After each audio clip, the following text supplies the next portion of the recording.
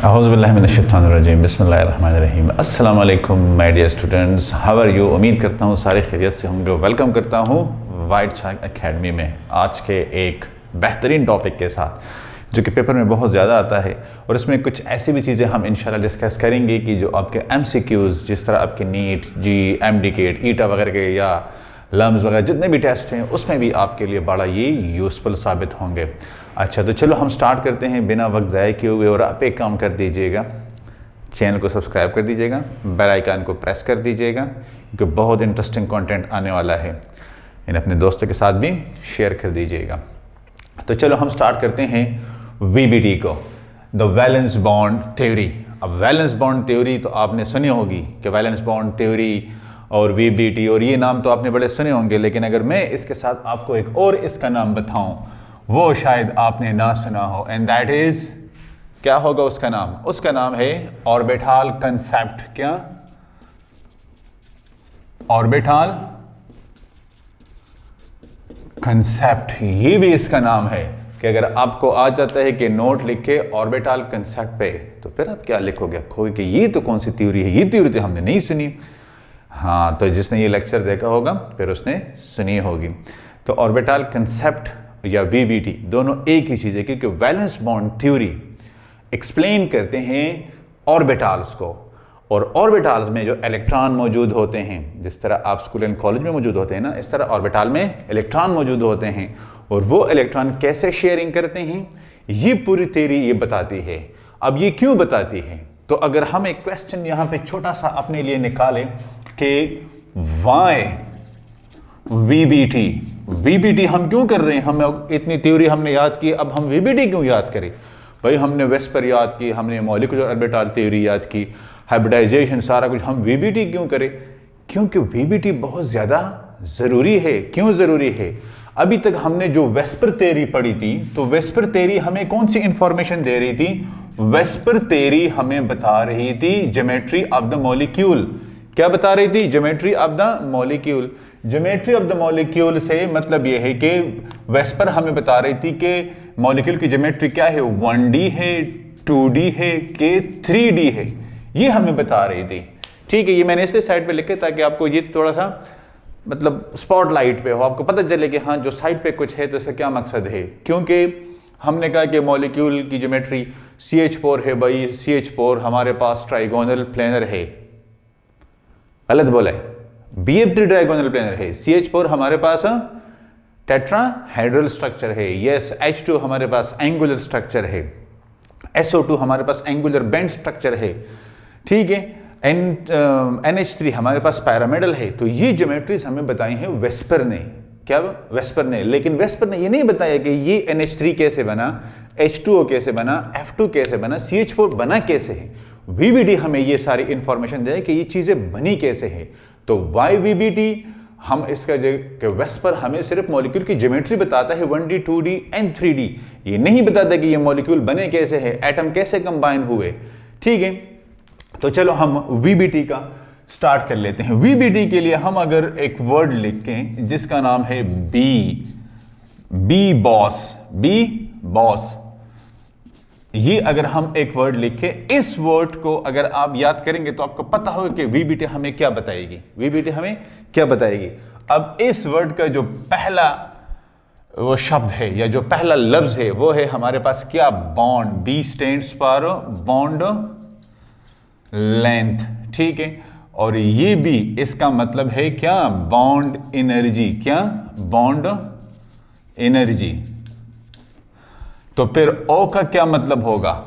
O का मतलब है overlapping of orbital. Overlapping of orbitals, कि ऑर्बिटल ओवरलैपिंग कैसे करते हैं। तो फिर S का क्या मतलब होगा? यस, S का मतलब है शेप्स ऑफ कोवेलेंट या कोवेलेंटली बॉन्डेड मॉलिक्यूल्स। ये हमें इंफॉर्मेशन दे रहा है बी बॉस। क्या? बी बॉस के हमारे पास इसका मतलब क्या है? इसमें आप एक और भी एडिशन कर सकते हैं कि अगर हम करें कि हैशटैग लगा ले और हम एक छोटी सी इंफॉर्मेशन के हमारे पास जो sharing of electron between the atoms होते हैं, शेयरिंग ऑफ इलेक्ट्रॉन्स, अब जी जो शेयरिंग ऑफ इलेक्ट्रॉन है किस चीज के, between the atoms, between the atoms, ये इंफॉर्मेशन भी हमें कहां से मिलती है, यस ये इंफॉर्मेशन भी हमें मिलती है वीबीटी से। किस चीज से, वीबीटी से। तो ये वीबीटी हमें, तो आप अगर अब हम कहें कि बी बॉस, देखिए अब ये तो वर्ड सामने आया है ना, अगर हम कहें कि बी बॉस, तो बी बॉस का ये जो हमने एस डाला है, इस एस को हम यहां पे, अब ये मैंने क्यों किया है कि आपको पता चले कि हम ये फार्मूला कैसे बनाते हैं। तो देखिए ये हमें एक और एक्स्ट्रा चीज हमारे माइंड में आई। अब इसका जो पहला वर्ड है एस, वो हमने यहां पे आके डाल दिया है। Yes, that is the way कि आप किस तरह इसको मतलब फिर ऐड कर सकते हो। अच्छा, तो ये तो सारी इंफॉर्मेशन हमें दे रही हैं। अब यहां पे जहन में एक छोटा सा सवाल आपके आता है, लेकिन आप लोग पूछते नहीं हो, एंड दैट इज के व्हाट इज ऑर्बिटल। तो ऑर्बिटल का हमने चैप्टर 2 एटॉमिक स्ट्रक्चर में पढ़ा है, वो मैं डिटेल में नहीं पढ़ाऊंगा, लेकिन आपको ये कहूंगा कि ऑर्बिटल्स हमारे पास एस-पी-डी-एफ, ठीक है, शेल में फिर हमारे पास सब शेल होते हैं। तो जो सब शेल है वो हमारे पास ऑर्बिटल्स है। Orbital is the region where, आप स्क्रीन पे मतलब ये इसके डेफिनेशन देख सकते हैं कि orbital is the region where the probability of finding electron is a maximum. Let's suppose आप किसी स्कूल और कॉलेज में पढ़ रहे हैं ना, तो आपके स्कूल में बहुत सारे रूम्स है, आपके कॉलेज में बहुत सारे रूम्स है, ठीक है। आप जाते हैं, लेट्स सपोज मतलब ये है कि अपने रूम को ढूंढते हैं, तो आपने रिसेप्शन पे पूछा मेरा रूम, उन्होंने आपको बता दिया कि भाई आप first year medical A section में जाएं। अब आप जा रहे हैं, वहाँ पे बोर्ड्स हर एक सेक्शन के सामने लगे हुए हैं, तो जहाँ पे मेडिकल ए फर्स्ट ईयर का बोर्ड लगा है, आप उस रूम में चले जाते हो और फिर अपनी चेयर ढूंढते हो। That is the way. आप मुकाबले के इम्तिहान में बैठे हो, मुकाबले के इम्तिहान में आप जब जा रहे हो, वहाँ पे आपने देखा है कि आपका जो रोल नंबर है वो कौन सी सीट पे लिखा है, आप वहाँ पे जाते हो, तो इट मीन के वो चेयर, आप probability of finding you is there, और वो फिर आपका ऑर्बिटल हो गया।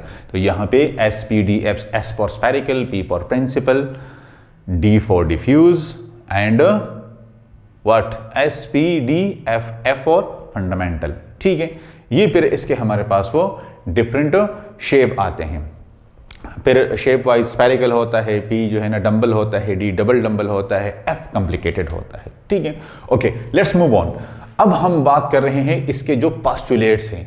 देखिए ये एक बिल्कुल किसी मुल्क के वो कॉन्स्टिट्यूशन की आइन की तरह है कि आइन में क्या लिखा है, तो यहाँ पे इस थ्योरी के पोस्टुलेट क्या है। तो मैं सारे पोस्टुलेट नहीं लिखवाऊंगा आपको, क्योंकि ये तो फिर बहुत लंबी वीडियो बन जाएगी और आप थक जाओगे बैठ बैठ के। वो आप स्क्रीन पे भी देख सकते हैं। मैं आपको ऐसे बताता हूँ कि यहाँ पे एटॉमिक ऑर्बिटल ओवरलैपिंग करके मॉलिक्यूलर ऑर्बिटल बनाते हैं, ठीक है। नंबर 1 सेकंड देखें कि वो ऑर्बिटल जो हाफ फिल्ड हो या पार्शियली फिल्ड हो। हाफ फिल्ड का मतलब यह है कि 2 इलेक्ट्रॉन की जगह 1 इलेक्ट्रॉन। में यहां पे सिर्फ हेडिंग डाल देता हूं पोस्टुलेट का, क्या पोस्टुलेट की मैं हेडिंग डाल देता हूं, ठीक है। और ये फिर आप मेरे साथ वो करते जाएं कि हमारे पास हाफ फिल्ड एटॉमिक ऑर्बिटल या partially field atomic orbital, half filled 2 electron की जगह 1 इलेक्ट्रॉन हो, या उसमें इलेक्ट्रॉन ना हो। तो इलेक्ट्रॉन ना होने का मतलब यह है कि फिर वो हाइब्रिडाइजेशन के थ्रू हम उसको एडजस्ट करते हैं, जिस तरह हमने CH4 में किया है। लेकिन हमारे पास 1 इलेक्ट्रॉन का होना ज़रूरी है। फिर जब 2 ऑर्बिटल आपस में कंबाइन होंगे, ओवरलैपिंग करेंगे, तो उसके लिए ज़रूरी है कि हमारे पास इलेक्ट्रॉन की जो स्पिन हो वो अपोजिट हो।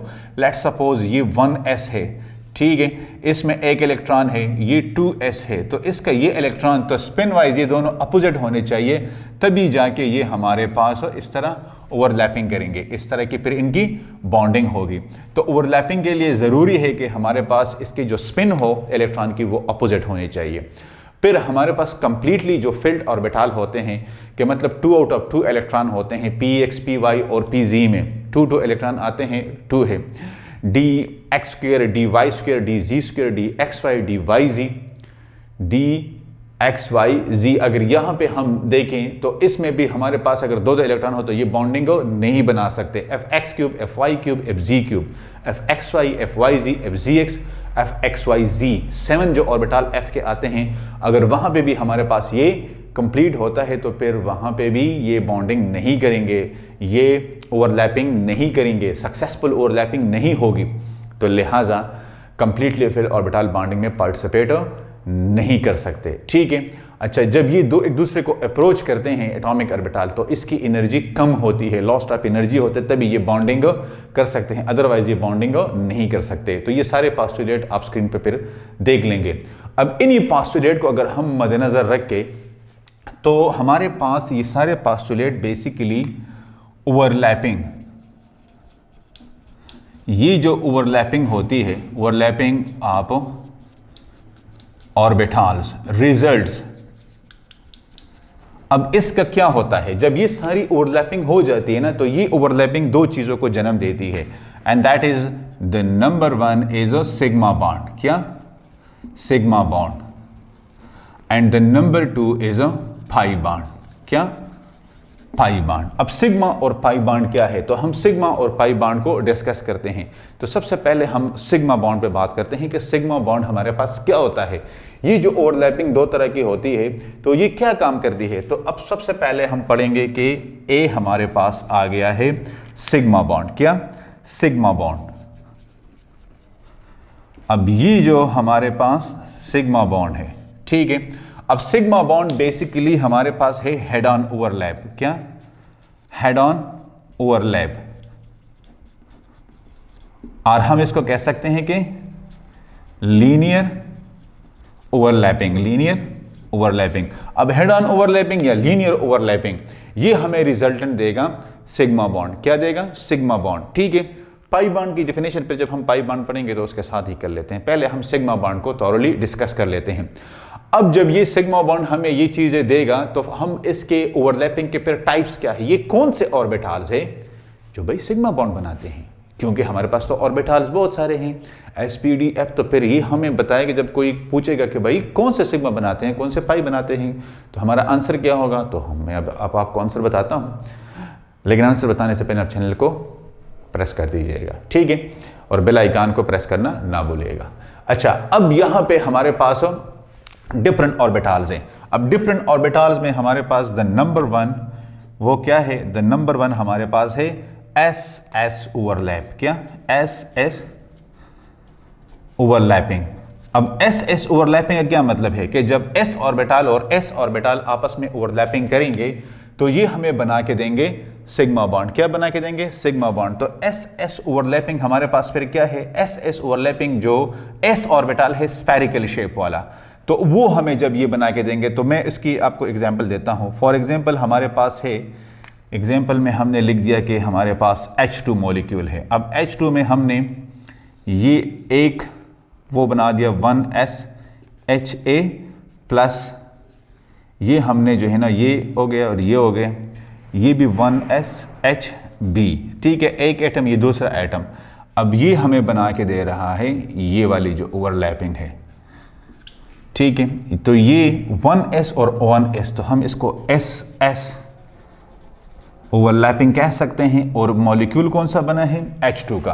तो ये जो होंगी, तो इस बॉन्डिंग को हम क्या कहते हैं? यस, यही बॉन्डिंग हमारे पास है सिग्मा बॉन्ड। क्या? सिग्मा बॉन्ड हमारे पास ये है सिग्मा बॉन्ड, क्योंकि हमारे पास s ऑर्बिटल कभी भी पाई बॉन्ड नहीं बना सकते। ये मैंने आपको एमसीक्यूज बता दिया कि s ऑर्बिटल कभी भी पाई बॉन्ड नहीं बनाएगा, ये हमेशा सिग्मा बॉन्ड ही बनाएगा, ठीक है। तो ये तो मैंने आपको SS ओवरलैप का बताया। अब यहाँ पे सेकंड हम पढ़ लेते हैं 2 हमारे पास है sp ओवरलैप। क्या है हमारे पास? sp overlapping. अब sp ओवरलैपिंग में हमारे पास आते हैं जो एक s ऑर्बिटल होगा और एक p ऑर्बिटल होगा। s ऑर्बिटल का जो शेप होगा वो स्फेरिकल होगा, s stands for sharp and spherical, ठीक है।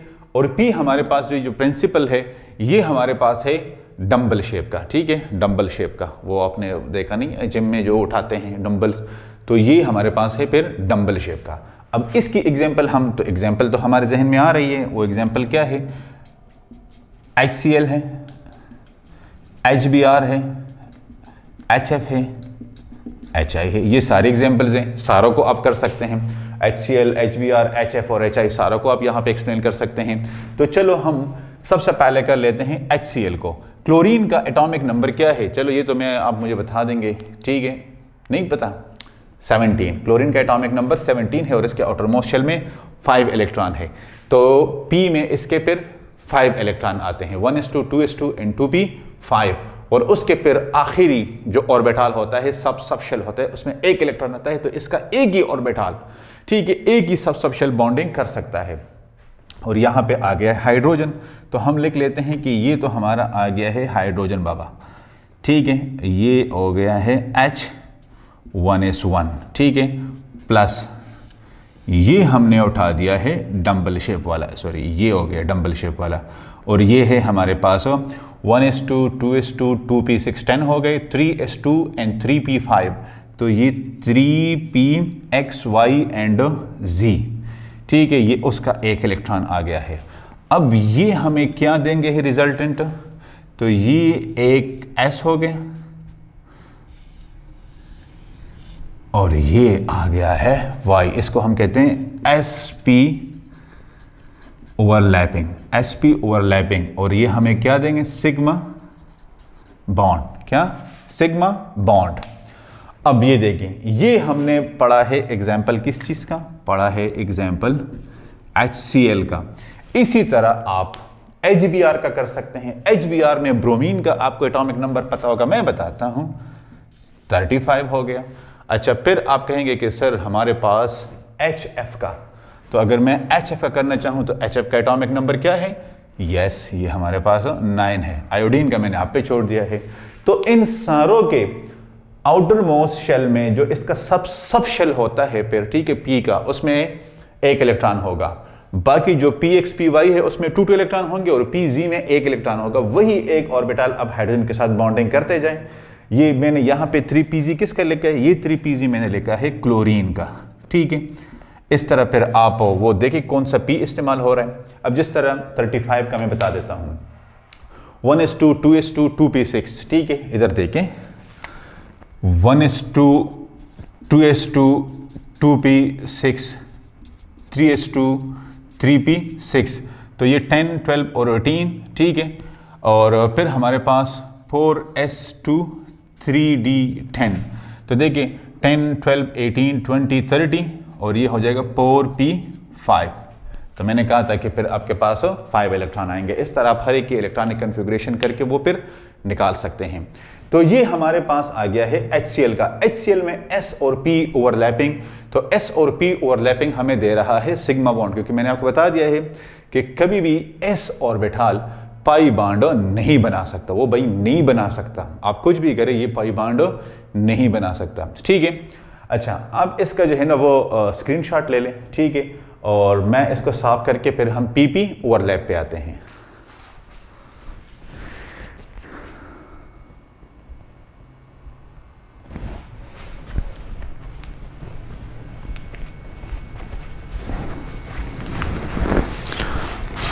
अच्छा, ये अब हम इसको यहां से मिटा देते हैं।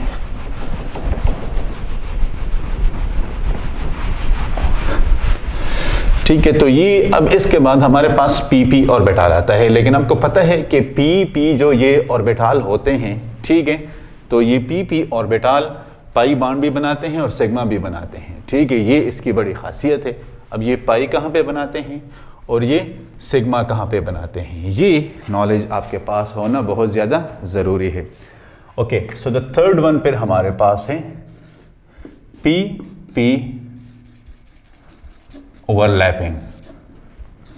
तो PP ओवरलैपिंग में हमारे पास, अब देखिए, अब तो आपको क्लियर हुआ होगा कि PP ओवरलैपिंग का मतलब यह है कि हमारे पास यस P और P ऑर्बिटल आपस में कंबाइन होंगे। एक एटम का भी P होगा, दूसरे एटम का भी P होगा। एग्जाम्पल में हम लिख सकते हैं कि हमारे पास है ऑक्सीजन। क्या है? ऑक्सीजन। अब ऑक्सीजन का अगर हम एग्जाम्पल सॉल्व करें यहाँ पे, तो ऑक्सीजन का एटॉमिक नंबर 8 है, तो 1s2, 2s2, 2p4, ठीक है। तो इसके px, py और pz, तो ये 1, 1 1 और ये 2, क्योंकि यहाँ पे आपने पाली एक्सक्लूजन प्रिंसिपल को अप्लाई करना होता है, हुंस रूल को भी आपने अप्लाई करना होता है, ठीक है। तो अब इसका ये जो दो ऑर्बिटल्स है, एक ये वाला और एक ये वाला, ये दोनों बॉन्डिंग में पार्टिसिपेट करेंगे। लेट्स सपोज ये ऑक्सीजन ए है, सिमिलरली ऑक्सीजन बी भी होगा। अब इसका मतलब ये होगा कि ऑक्सीजन का हम फिर कैसे बना सकते हैं, ये आपके लिए बहुत ज़्यादा ज़रूरी है कि ये डायग्राम आप समझें। देखें, ये मैं इसको शॉर्ट भी कर सकता हूँ, लेकिन ये चाहता हूँ कि आपको समझ आ जाए।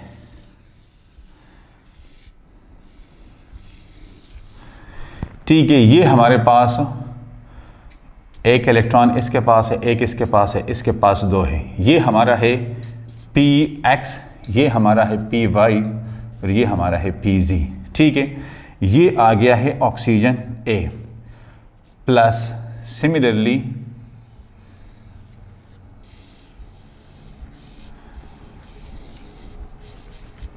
ठीक है, ये 2 इलेक्ट्रॉन हो गए, ये 1 वही है, और ये आ गया है ऑक्सीजन B। अब ये बॉन्डिंग कैसे करता है, तो ये बॉन्डिंग करता है बेसिकली, जब हम इसको भी करेंगे तो चलो हम बोर्ड पर साफ कर लेंगे, वो इतना नहीं है, थोड़ी सी मेरी थकान है, लेकिन आपको एटलीस्ट समझ तो आ जाएगी, ठीक है। और ये आ गया है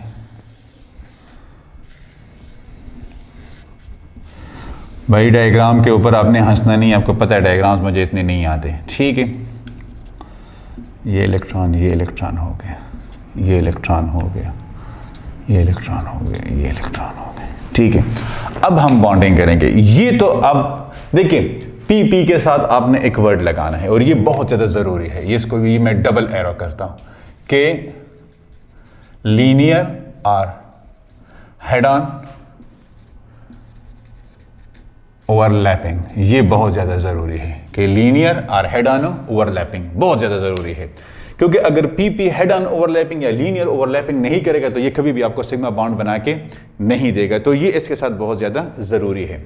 अच्छा, अब आप देख लें, ये जो इसका जो हेड ऑन ओवरलैप है, इस इलेक्ट्रॉन को भी आप यहाँ पे डाल दें, और ये जो हेड ऑन ओवरलैप है, ये p और p ऑर्बिटल है, लेकिन क्या है, हेड ऑन, ठीक है।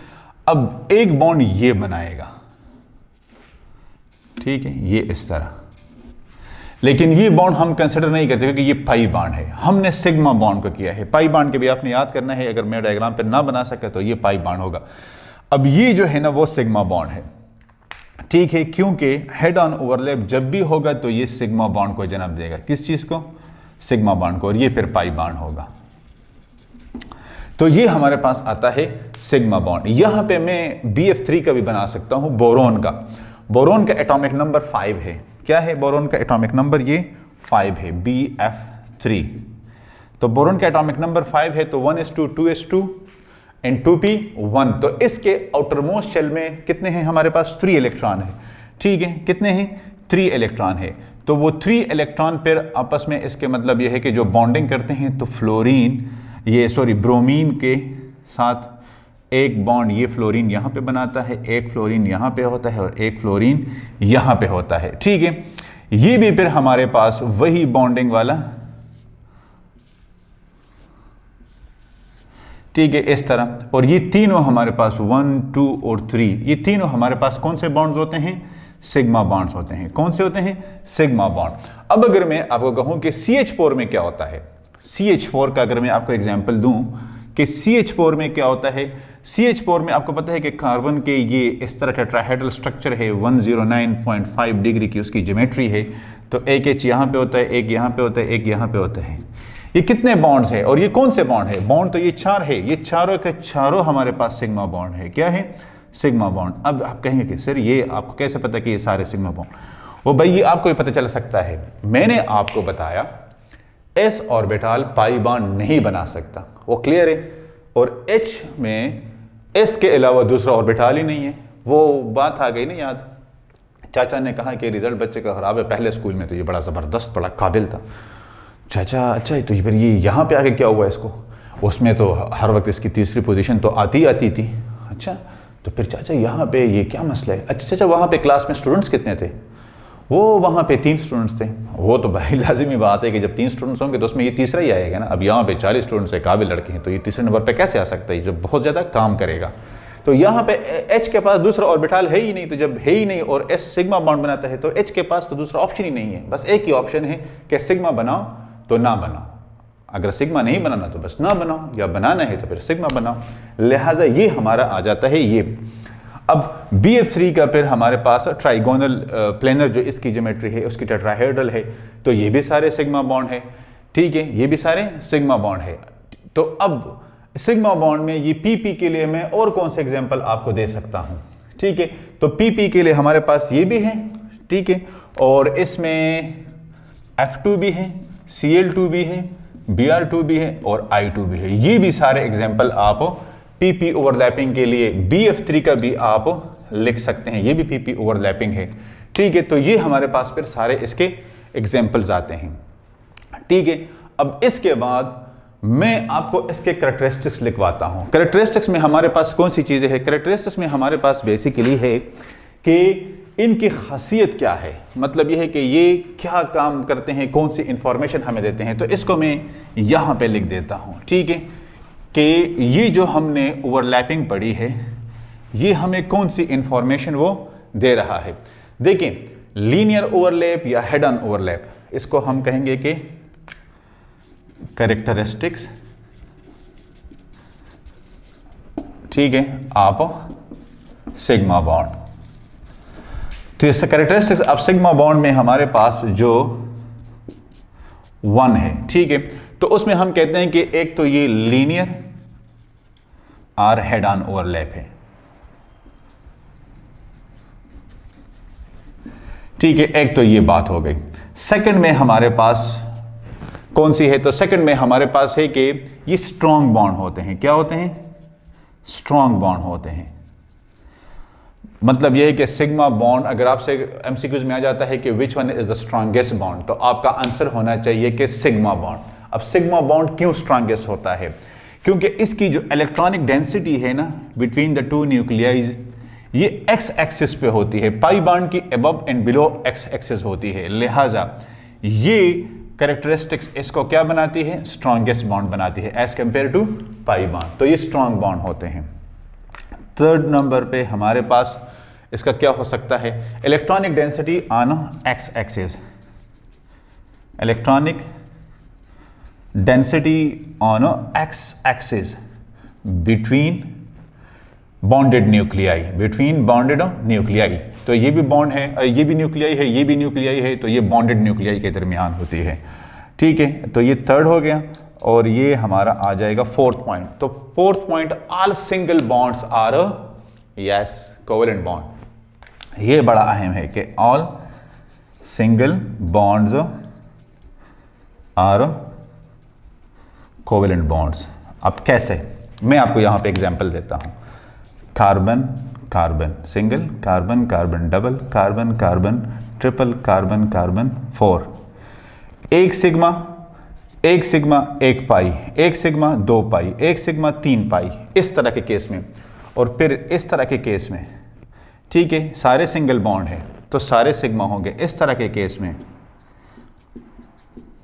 सारे सिग्मा बॉन्ड है, तो जितने भी सिंगल बॉन्ड होंगे भाई वो यस सिग्मा बॉन्ड होंगे, ठीक है। और फिर डबल और ट्रिपल बॉन्ड में तो मैंने आपको बता दिया कि डबल और ट्रिपल बॉन्ड में सबसे पहले जो बॉन्ड बनेगा वो सिग्मा बनेगा। किसी भी एटम में, ये बात गौर से सुने भाई, गौर से सुने, किसी भी एटम में जब एक बॉन्ड बनता है तो वो सिग्मा बॉन्ड होगा। किसी भी एटम में एक से ज्यादा इस तरह डबल और ट्रिपल टेट्रा बॉन्ड बनते हैं तो पहला सिग्मा होगा, फिर सारे पाई होंगे। किसी भी एटम में सिग्मा बन सकता है बगैर पाई के, लेकिन किसी भी एटम में बगैर सिग्मा के पाई नहीं बन सकता। बनेगा तो पहले सिग्मा बनेगा फिर बनेगा, या सिर्फ सिग्मा बनेगा, ठीक है। ये नहीं हो सकता कि भाई सिग्मा नहीं और पाई मौजूद है, ये कभी भी नहीं हो सकता, कभी भी नहीं हो सकता, ठीक है। यूनिवर्सल ट्रुथ है। तो लिहाजा ये all single bond are covalent bond. और फिर द फाइनल वन के S can never form a pi bond, S can never form a pi bond. ये तो मैंने आपको लिखवा भी दिया। और ये चलो #5 आप डाल दें कि S can never form pi bond साथ में ये नॉन डायरेक्शनल भी होते हैं, ये जो एस वाले होते हैं, क्योंकि ये स्पेरिकल होते हैं तो कोई डायरेक्शन नहीं होता, ठीक है। नॉन डायरेक्शनल होते हैं इसमें, और ये स्पेरिकल भी होते हैं, ठीक है। ये एस के कैरेक्टरिस्टिक्स फिर इसके साथ में आ जाते हैं। तो ये तो हमने पढ़ दिया है। यहां पे हम क्लोज कर रहे हैं सिग्मा बॉन्ड को। किस चीज को? सिग्मा बॉन्ड को। इसके बाद अभी हम स्टार्ट करेंगे पाई बॉन्ड को। आप इसका स्क्रीनशॉट ले लें।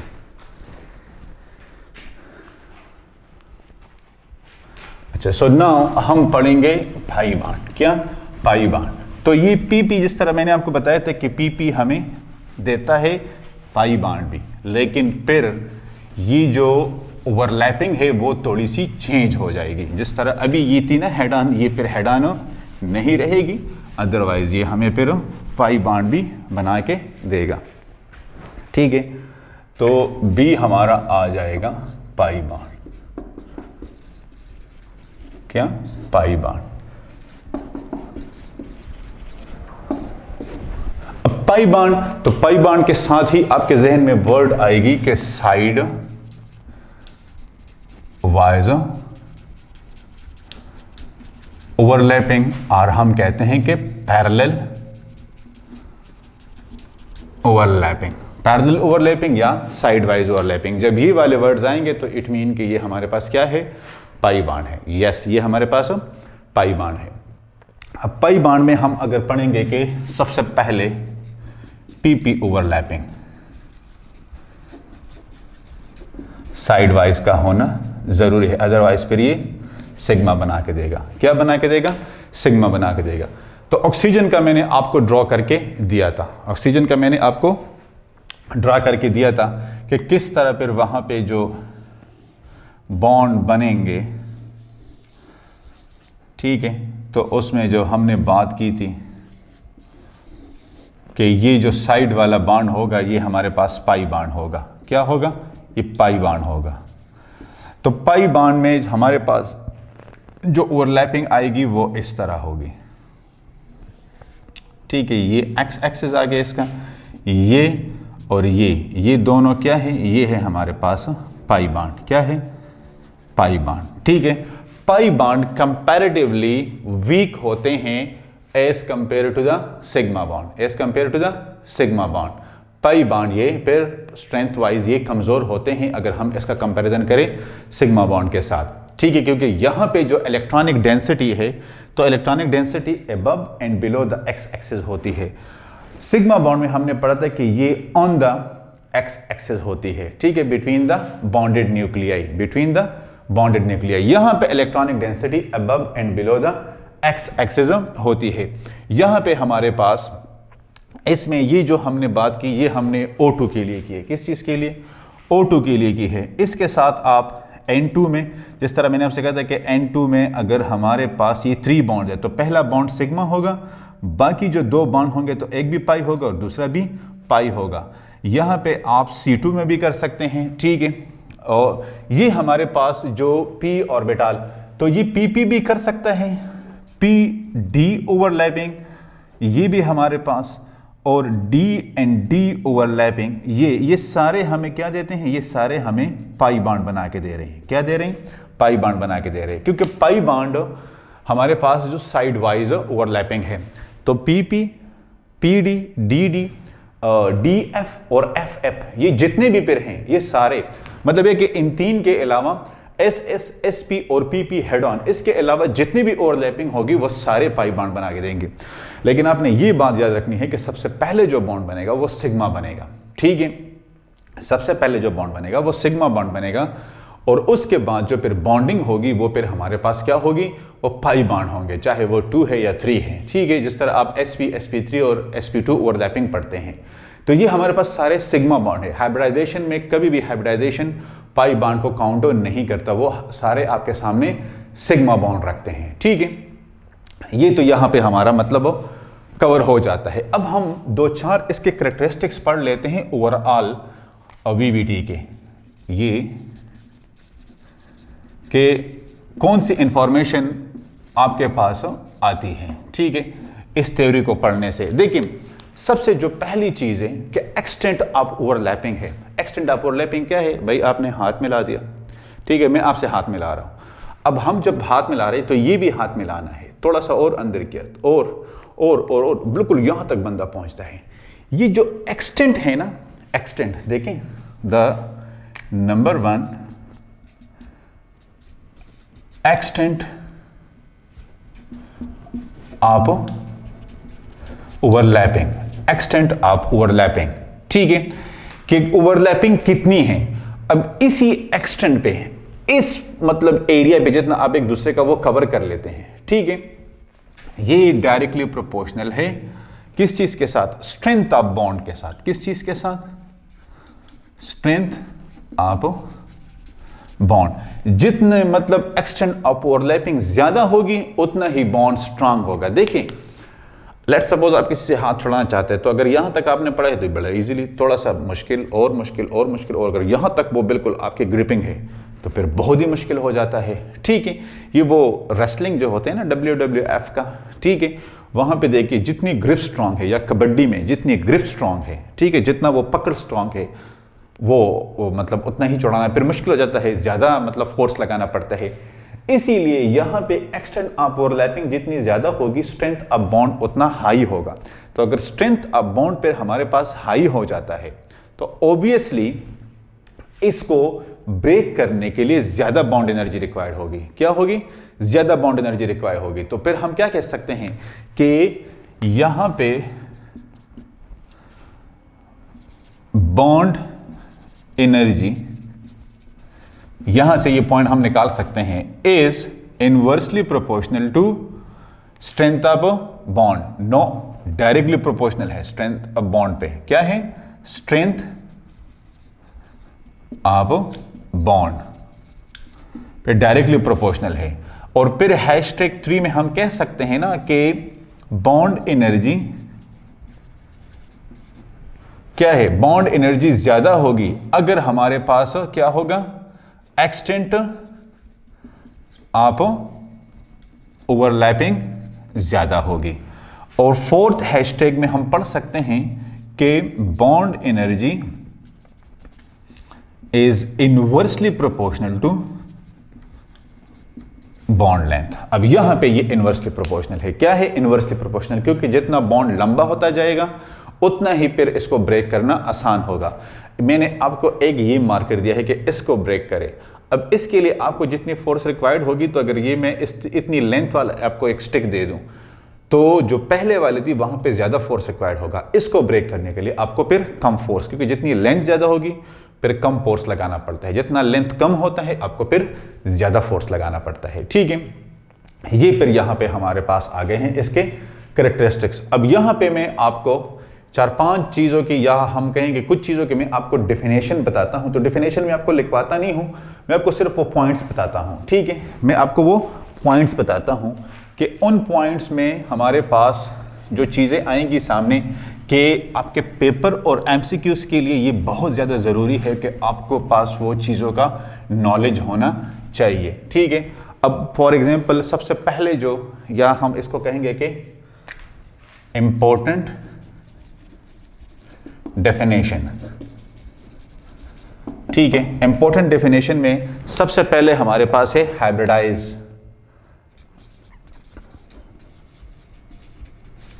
ऑर्बिटाइज ऑर्बिटाल। अब ऑर्बिटाइज ऑर्बिटाल क्या है, डेफिनेशन में स्क्रीन पे आप फिर देख सकेंगे। हाइब्रिडाइज ऑर्बिटाल हमारे पास जो इंडिविजुअल ऑर्बिटल्स होते हैं अपनी एनर्जी और अपनी शेप के साथ, ये मैंने आपको हाइब्रिडाइज, अच्छा चलो हाइब्रिडाइज पढ़ लेते हैं फिर अनहाइब्रिडाइज पढ़ लेंगे। हाइब्रिडाइज ऑर्बिटाल, जब दो ऑर्बिटाल, एटॉमिक ऑर्बिटाल कंबाइन होते हैं और दोनों की फिर सेम शेप और सेम एनर्जी होती है, उसको हम कहते हैं hybridise orbital. For example sp3, sp2 और sp, ठीक है, क्योंकि कंबाइन ऑर्बिटल की शेप और एनर्जी फिर सेम रहेगी। इसको समझने के लिए आप मेरा हाइब्रिडाइजेशन वाला लेक्चर जरूर देखिएगा। अच्छा, सेकंड हमारे पास है अनहाइब्रिडाइज ऑर्बिटल, अनहाइब्रिडाइज ऑर्बिटल्स। अब अनहाइब्रिडाइज ऑर्बिटल में जिस तरह s है, p है, d है और f है, तो इनकी अपनी शेप अपनी एनर्जी होती है, ठीक है। ऐसी स्फेरिकल है, डंबल है, डबल डंबल है और कॉम्प्लिकेटेड है, इनकी अपनी अपनी एनर्जी होती है स्ट्रेंथ वाइज। इसको सबसे ज्यादा एनर्जी रिक्वायर्ड होगी, फिर इसको, फिर इसको, फिर इसको, सबसे कम फिर एस को रिक्वायर्ड होती है। अच्छा, थर्ड नंबर पे हमारे पास आता है क्या? Yes, central atom. क्या? Central atom. अब सेंट्रल एटम क्या है? तो ये अगर मल्टीवेलेंट एटम्स हैं, फॉर एग्जांपल CH4 है, तो CH4 में कार्बन है, NH3 में नाइट्रोजन है, ये सेंट्रल एटम होते हैं। ये बाकी जो होते हैं ये अटैचमेंट्स होती है, ठीक है। फोर्थ नंबर पे बॉन्ड एंगल। अब बॉन्ड एंगल जिस तरह हमने कहा कि CH4 में हमारे पास 109.5 डिग्री होता है, ठीक है, H2O में हमारे पास 104.5 डिग्री होता है। इस तरह डिफरेंट हमारे पास मॉलिक्यूल की एंगल्स पर डिफरेंट होती है। Bond pair, fifth number. अब बॉन्ड पेयर क्या है कि जब दो आपस में ऑर्बिटल कंबाइन होते हैं और वहां पे इलेक्ट्रॉन पेयर बनाते हैं, ठीक है, तो उसको हम बॉन्ड पेयर कहते हैं। और लोन पेयर, जब ये किसी भी ऑर्बिटल में अकेले पड़ा रहता है और इसने बॉन्डिंग ना की हो, इसको लोन पेयर, अकेले वाला जोड़ा, ठीक है। अब फिर 7 मॉलिक्यूलर ज्योमेट्री। मॉलिक्यूलर ज्योमेट्री, अब मॉलिक्यूलर ज्योमेट्री क्या है? जिस तरह मैंने आपको कहा था कि CH4 की टेट्राहेड्रल है, BF3 का मैंने आपको बता दिया कि ये ट्राइगोनल प्लेनर है, ठीक है। और सिमिलरली हमारे पास और क्या है, NH3 की पैरामिडल है और वाटर की बैंड है, ठीक है। 8 नंबर पे हमारे पास क्या है? 8 नंबर पे हमारे पास है सिग्मा बॉन्ड, और ये आ गया है पाई बॉन्ड, और मतलब इलेक्ट्रॉनिक ज्योमेट्री, ये अब मेरे माइंड में आ गया। इलेक्ट्रॉनिक ज्योमेट्री ये है कि हमारे पास ये जो अरेंजमेंट आप इलेक्ट्रॉन अराउंड सेंट्रल एटम होते हैं, सेंट्रल एटम होते हैं। फॉर एग्जांपल मैंने आपको, ये कार्बन है, ये इलेक्ट्रॉनिक ज्योमेट्री है कि फिर ये किसके साथ बॉन्डिंग करेंगे, तो यहां से जो हम ज्योमेट्री निकालते हैं, ठीक है। 9th नंबर पे हमारे पास है सिग्मा बॉन्ड। तो बहुत सारी बातें उस पर हुई हैं कि सारे सिंगल बॉन्ड सिग्मा बॉन्ड होंगे, पावरफुल होंगे, SS होते हैं, SP होते हैं, PP हेड ऑन होते हैं।